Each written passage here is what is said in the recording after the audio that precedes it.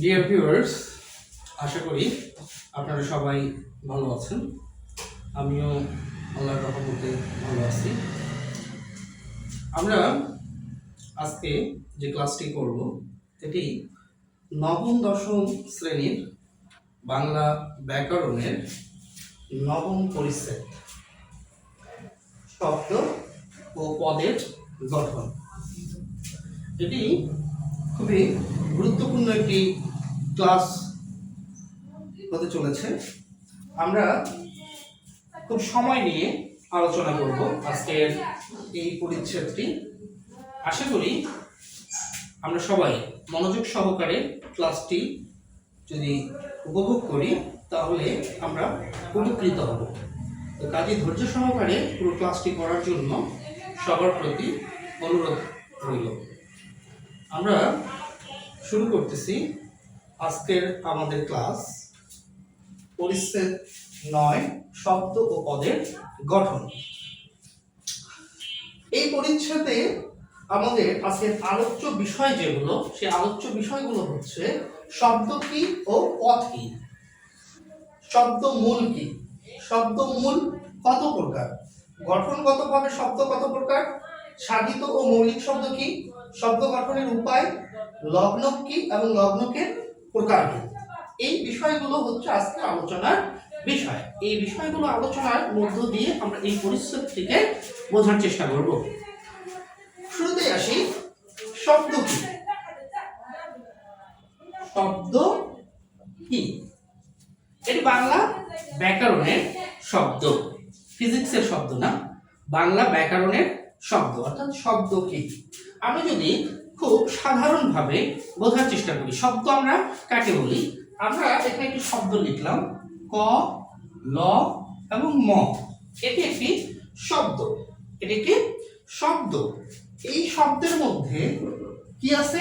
এই শব্দের মধ্যে কিছু বর্ণকে বা কিছু ধ্বনিকে আমরা একত্রিত করে লিখেছি।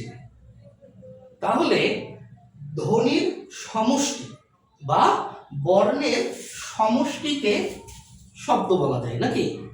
কিন্তু না, শুধুমাত্র ধ্বনি বা বর্ণের সমষ্টিকে শব্দ বলা যাবে না। কেন যাবে না আমরা একটু খেয়াল করি। এইখানে যে ধ্বনি বা যে বর্ণগুলো আছে, এই বর্ণগুলোকে আমি যদি একটু এভাবে লিখি, তাহলে আমি কি করেছি? আমি ধ্বনি বা বর্ণগুলোকে একত্রে লিখেছি। তাহলে ধ্বনি বা বর্ণের সমষ্টিকেই যদি আমরা শব্দ বলতে পারতাম তাহলে এটিও শব্দ হতো, কিন্তু না, এটি শব্দ হয়নি, কিন্তু এটি শব্দ হয়েছে। তাহলে এখান থেকে যে বিষয়টা আমাদের শেখার আছে সেই বিষয়টি হচ্ছে অর্থবোধক ধ্বনি সমষ্টিকে কি বলে? শব্দ বলে। তাহলে ফার্স্ট কন্ডিশনটাই হচ্ছে অর্থবোধক হতে হবে। অর্থাৎ আমরা ধ্বনিগুলোকে বা বর্ণগুলোকে যখন পাশাপাশি বসাবো, বসানোর পরে এরা যদি কোনো অর্থ প্রকাশ করে তখনই সেটাকে কি বলা যাবে? শব্দ বলা যাবে। কারণ অর্থ ছাড়া শব্দ হবে না। এই কারণে অর্থকে কি বলে? শব্দের প্রাণ বলা হয় কাকে? শব্দের প্রাণ বলা হয় কাকে?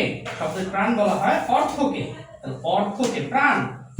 অর্থাৎ একটা শব্দ যদি অর্থ না থাকে তাহলে তার প্রাণ নাই, তার মানে তার অস্তিত্বই নাই। তাহলে একটা শব্দের সব থেকে গুরুত্বপূর্ণ যে বিষয়টি হচ্ছে সেটি হচ্ছে অর্থ। তো কাজেই শব্দ কি? শব্দ আমরা এভাবে বলতে পারি, যখন কতগুলো ধ্বনি বা ধ্বনি সমষ্টি একত্রিত হয়ে একটি অর্থ প্রকাশ করে। অর্থাৎ অর্থবোধক ধ্বনি সমষ্টিকে আমরা কি বলবো? শব্দ বলবো। আচ্ছা, এবারে আসি পদ। শব্দ এবং পদ একই বিষয়ের দুটি ভিন্ন রূপ মাত্র। একই বিষয়ের দুটি ভিন্ন রূপ মাত্র। কেন বললাম আমরা খেয়াল করি। এই কলম, এটাই হচ্ছে শব্দ, আবার এটাই হচ্ছে পদ। কিন্তু এখানে একটি শর্ত প্রযোজ্য আছে। আমরা ছোটবেলায় পদের যে সংজ্ঞাটা পড়েছি সেই সংজ্ঞাটার দিকে যদি আমরা একটু খেয়াল করি, তাহলে সংজ্ঞায় কি লেখা আছে? বাক্যের অন্তর্গত, বাক্যের অন্তর্গত প্রত্যেকটি শব্দই এক একটি পদ। তাহলে আমরা যদি খেয়াল করি, এখানে শুরুতেই একটি কন্ডিশন দেওয়া আছে, সেটা কি? বাক্যের অন্তর্গত। কি কন্ডিশন দেওয়া আছে? বাক্যের অন্তর্গত, অর্থাৎ একটা শব্দই পদ কখন? যখন সে শর্ত মানে, অর্থাৎ যদি সেই শব্দগুলোকে আমরা বাক্যে প্রয়োগ করি। ডিকশনারিকে আমরা বলি শব্দ ভান্ডার, পদ ভান্ডার না। কেন? কারণ ডিকশনারিতে শব্দগুলো ইন্ডিভিজুয়াল থাকে, আলাদা আলাদা করা থাকে। সেই আলাদা শব্দগুলোকে ব্যবহার করে আমরা যখন কোনো বাক্য তৈরি করি, সেই বাক্যের মধ্যে ওই শব্দগুলোকে তখন আমরা বলবো পদ। তাহলে কি দাঁড়াচ্ছে? পদ কি? বাক্যের অন্তর্গত প্রত্যেকটি শব্দই এক একটি পদ, অর্থাৎ শব্দগুলোই হচ্ছে পদ, তবে সেখানে শর্ত মানতে হবে। আবার পদের আরেকটি সংজ্ঞা আছে, সেটা হচ্ছে বিভক্তিযুক্ত শব্দ মাত্রই পদ। বিভক্তিযুক্ত শব্দ মাত্রই পদ, বিভক্তিযুক্ত শব্দ মাত্রই পদ। তাহলে খেয়াল করি, এই দুইটি বাক্যের মধ্যে যে অন্তর্নিহিত কথা, সে দুটো কিন্তু একই। সেটা হচ্ছে বিভক্তিযুক্ত শব্দ মাত্রই পদ। অর্থাৎ আমি যদি একটা বাক্য লিখি, রহিম বল খেলে, রহিম বল খেলে, এই বাক্যের মধ্যে যে শব্দগুলো আমরা ব্যবহার করেছি, আমাদের প্রথম শর্ত অনুযায়ী এগুলো কিন্তু এখন এক একটা পদ, ঠিক আছে? কিন্তু আমরা যদি পরের কথাটাকে চিন্তা করি, বিভক্তিযুক্ত শব্দ মাত্রই পদ, তাহলেও কিন্তু মানে বিষয়টা একই আছে। কারণ শব্দগুলোকে যখন আমরা বাক্যের মধ্যে ব্যবহার করি, তখন প্রত্যেকটি শব্দের সাথে অবশ্যই আমাদেরকে বিভক্তি যুক্ত করতে হয়। এখন বিষয় হচ্ছে, যে শব্দে বিভক্তি থাকে না, আসলে ওই শব্দেও বিভক্তি আছে, সেটি হচ্ছে শূন্য বিভক্তি। খেয়াল করি, রহিম, এখানে কোনো বিভক্তি নেই, কিন্তু সমস্যা তো নাই। বিভক্তি নাই, কিন্তু তারপরেও তো এটা বিভক্তি, কারণ এটা শূন্য বিভক্তি। তাহলে আমাদের এই যে সংজ্ঞাটি, এই সংজ্ঞাটিও কি প্রমাণিত, অর্থাৎ বিভক্তিযুক্ত শব্দ মাত্রই পদ। কারণ কি? কারণ ওই শব্দগুলোকে যখন আমরা বাক্যে ব্যবহার করি, তখন তাদের সাথে বিভক্তিযুক্ত থাকে। তাহলে এই দুইটি সংজ্ঞাই আসলে একই কথা, শুধুমাত্র বলার ধরন আলাদা। একটা হচ্ছে বাক্যের অন্তর্গত প্রত্যেকটি শব্দই এক একটি পদ, আর একটা হচ্ছে বিভক্তিযুক্ত শব্দ মাত্রই পদ। মূল বিষয় আসলে একই। তাহলে শব্দ কি ও পদ কি, এটা আমি খুব সুন্দর করে বোঝানোর চেষ্টা করেছি, আশা করি আমরা সবাই বুঝতে পেরেছি। এখন আসি শব্দ মূল। শব্দ মূল কি? শব্দ মূল আমরা কাকে বলবো? তাহলে শব্দ মূল কি? এক বা একাধিক ধ্বনি দিয়ে তৈরি শব্দের, এক বা একাধিক ধ্বনি দিয়ে তৈরি শব্দের যে মূল অংশ, সেই মূল অংশটিকে আমরা বলতেছি হচ্ছে শব্দমূল। এক বা একাধিক ধ্বনি যোগে গঠিত শব্দের মূল অংশকে বলা হচ্ছে শব্দমূল। যেমন আমরা এখানে একটি শব্দ লিখলাম চলন্ত, এটি একটি শব্দ। এখানে অনেকগুলো ধ্বনির সমন্বয়ে আমরা কি করেছি? একটি শব্দ তৈরি করেছি। এই যে শব্দ, এই শব্দের যে মূল অংশ, অর্থাৎ এই শব্দটি গঠিত হয়েছে হচ্ছে চল যোগ অন্ত, চলন্ত। এই যে মূল অংশটি, এই মূল অংশটিকে বলা হচ্ছে শব্দ মূল। এখন কথা হচ্ছে, এটি যে শব্দের মূল অংশ, এটা আমি কিভাবে বুঝবো? এটা বোঝারও বিষয় আছে, সেটা অন্য কোনো ক্লাসে আলোচনা করব। সময় সংক্ষেপের কারণে আজকে ওদিকে আগাচ্ছি না। তাহলে একটি শব্দের যে মূল অংশ, সেই মূল অংশটিকে বলা হচ্ছে শব্দ মূল। আর এই শব্দ মূল দুই ধরনের হয়ে থাকে। এই শব্দমূলকে আমরা প্রকৃতিও বলি। এই শব্দমূলকে আমরা কি বলি? এই শব্দমূলকে আসলে প্রকৃতিও বলা হয়। আমরা প্রকৃতি ও প্রত্যয় এই দুটো শব্দের সাথে পরিচিত। সো এই যে প্রকৃতি, এই যে শব্দমূল, তাকে আসলে বলা হচ্ছে প্রকৃতি।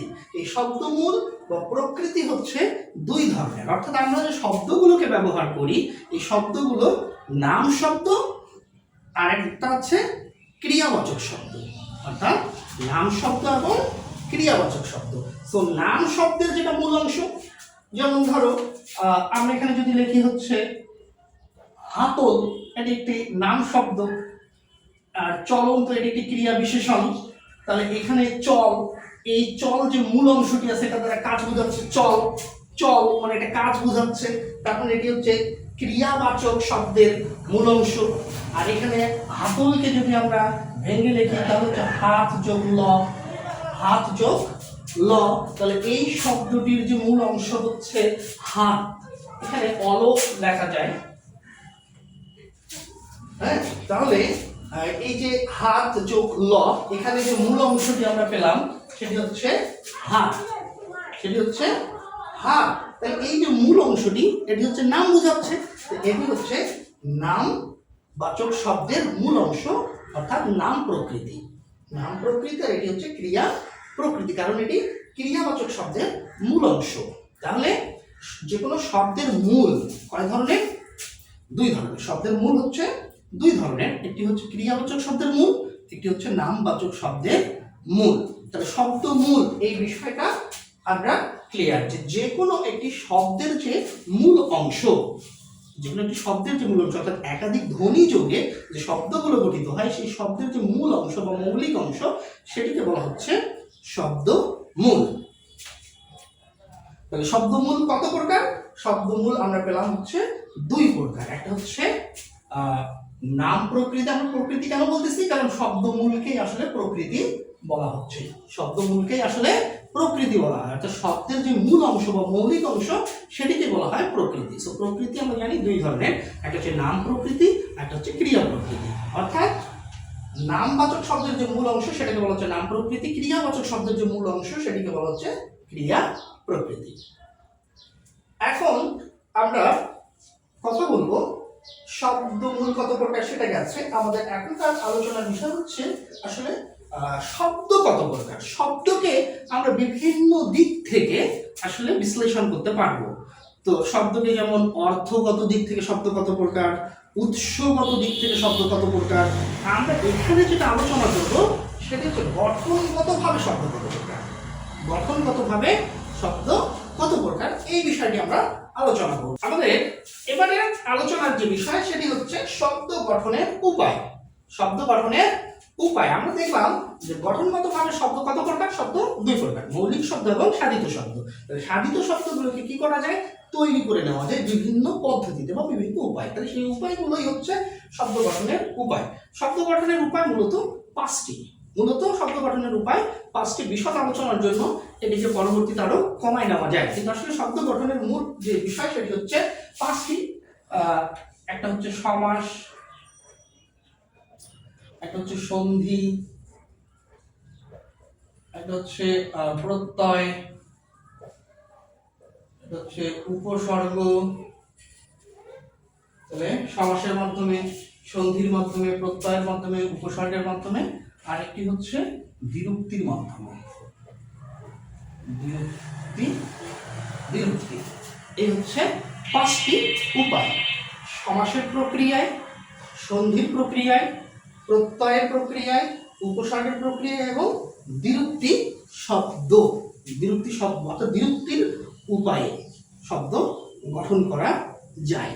তবে আমাদের এই পাঁচটির মধ্য থেকে আমাদের আজকের আলোচনার বিষয় হচ্ছে দুইটি।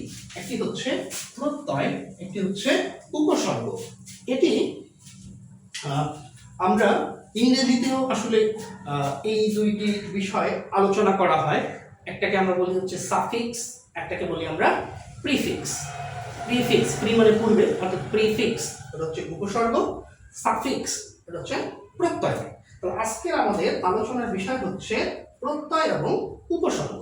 প্রত্যয় এবং উপসর্গ এটি হচ্ছে আমাদের আজকের আলোচনার বিষয়। আমরা শুরুতেই একটা বিষয় আলোচনা করেছিলাম, সেটি হচ্ছে শব্দ মূল। শব্দ মূল হচ্ছে কি? একটি শব্দের মৌলিক অংশ। তাহলে মৌলিক অংশ বা মূল অংশ, মূল অংশ ব্যতীত তাহলে আরেকটি অংশ থাকে। একটা যদি মূল অংশ হয় তাহলে মূল অংশ ছাড়াও তার যে সাবঅর্ডিনেট অংশ আছে সেই অংশটি তাহলে আছে। এই সাবঅর্ডিনেট অংশটি নিয়ে আমাদের এখনকার আলোচনা, সেটি হচ্ছে শব্দ মূলের সাথে। শব্দ মূলের সাথে আমরা আসলে যে বর্ণ বা বর্ণ সমষ্টিকে যোগ করে দিই সেটাকে আসলে মূলত বলা হয় উপসর্গ এবং প্রত্যয়।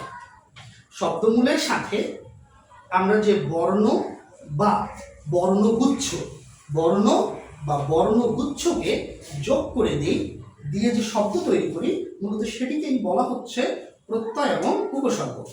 তাহলে শব্দ মূলের সাথে, অর্থাৎ এটাকে আমরা এভাবে লিখতে পারি, শব্দ মূল প্লাস বর্ণ বা বর্ণ গুচ্ছ ইকুয়াল টু উপসর্গ অথবা প্রত্যয়। হ্যাঁ, এখন এই যে বর্ণ বা বর্ণগুচ্ছ কোথায় যোগ করব মূলত এইটার উপরে নির্ভর করতেছে কোনটা উপসর্গ এবং কোনটা প্রত্যয়। দুটোরই মেইন পারপাস একই, সেটা হচ্ছে বর্ণ বা বর্ণগুচ্ছ যোগ করে নতুন শব্দ তৈরি করতে হবে। তাহলে কোনটা উপসর্গ আর কোনটা প্রত্যয় এটা ডিপেন্ড করতেছে কিসের উপর? নির্ভর করতেছে পজিশনের উপর।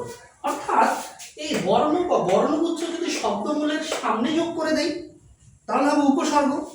এই বর্ণ বা বর্ণগুচ্ছ যদি শব্দমূলের পরে যোগ করে দেই তাহলেই হবে প্রত্যয়।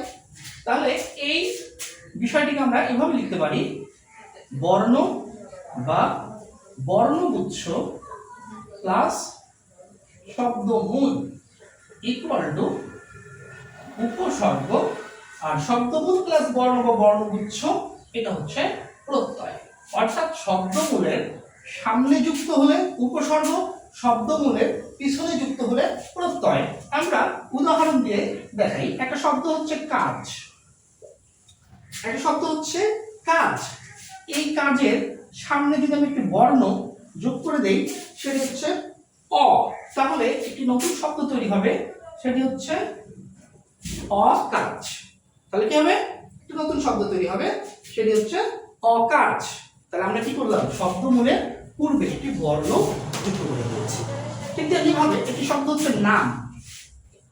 এই নামের সামনে যদি আমি সু যোগ করে দেই তাহলে কি তৈরি হবে?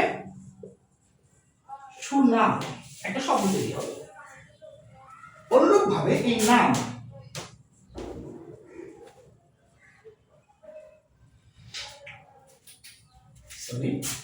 অনুরূপ ভাবে আমরা যদি পিছনে যোগ করে দেই তাহলে আমরা একটু আগে দেখিয়েছিলাম চ যোগ অন্ত। আমি এখানে কি দিয়েছি? শব্দ মূলের সাথে বর্ণগুচ্ছ যোগ করে দিয়েছি। শব্দ মূলের সাথে বর্ণগুচ্ছ যোগ করে দিয়েছি, তাহলে একটি শব্দ তৈরি হচ্ছে, সেটি হচ্ছে চলন্ত। সেটি হচ্ছে চলন্ত। ঠিক তেমনি ভাবে বল, আমি পর দিই, পর যোগ রস্বই পরি, পর যোগ রস্বই পরি। তাহলে এখানে শব্দের মূল অংশের সাথে আমি একটি রস্বই অর্থাৎ একটি বর্ণ যুক্ত করে দিয়েছি, এটা হচ্ছে পরি। তাহলে এখানে আমি বর্ণ বা বর্ণগুচ্ছ বলতে পারবো, ধ্বনি বা ধ্বনিগুচ্ছ বলতে পারবো। এটা ডিপেন্ড করতেছে, আমরা জানি যে বর্ণ হচ্ছে লিখিত রূপ, ধ্বনি হচ্ছে উচ্চারিত রূপ।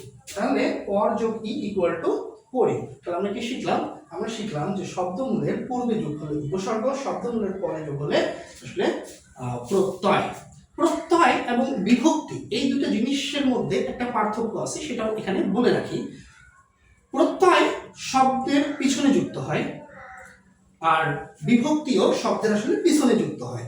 তাহলে কোনটা প্রত্যয় আর কোনটা বিভক্তি এটা বুঝবো কিভাবে? এটা বুঝবো আসলে আমরা বিভক্তিকে আসলে আমরা ইংরেজিতে বলি হচ্ছে প্রিপোজিশন। সো প্রিপোজিশনের কাজ কি আর প্রত্যয়ের কাজ কি, এই কাজটাকে আমাদেরকে মনে রাখতে হবে। কাজ হচ্ছে, প্রত্যয়ের কাজ হচ্ছে নতুন শব্দ গঠন করা, প্রত্যয়ের কাজ হচ্ছে নতুন শব্দ গঠন করা। আর বিভক্তির কাজ কিন্তু নতুন শব্দ গঠন করা নয়, বিভক্তির কাজ হচ্ছে এক পদের সাথে আর এক পদের সম্পর্ক স্থাপন করা।